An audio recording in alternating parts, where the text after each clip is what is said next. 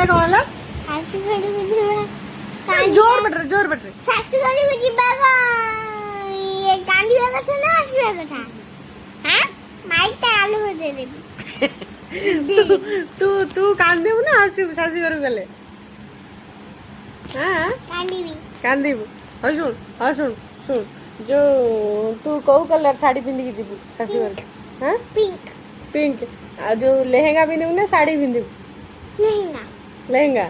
ଆଉ ମେକଅପ୍ ନବୁ ନା ମେକଅପ୍ ନବୁନୁ? ମେକଅପ୍ ନବୁ? ଲିପଷ୍ଟିକ୍ ଲଗେଇବୁ? ଆଉ କେତେ ଯାଏଁ ଚୁଡ଼ି ପିନ୍ଧିବୁ ହାତରେ?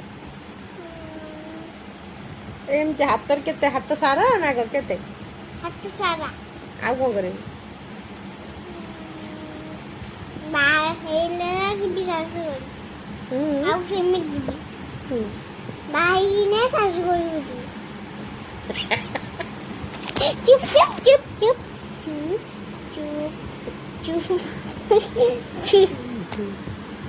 ସେ ବାହା ହେଲେ ସିନା ଶାଶୁ ଘରକୁ ଯିବ, ନହେଲେ କେମିତି ଯିବ? ନା ଧନ ଶୁଣ ଆଉ ଗୋଟେ କଥା ଶୁଣ ଯୋଉ ମୁଁ କହୁଥିଲି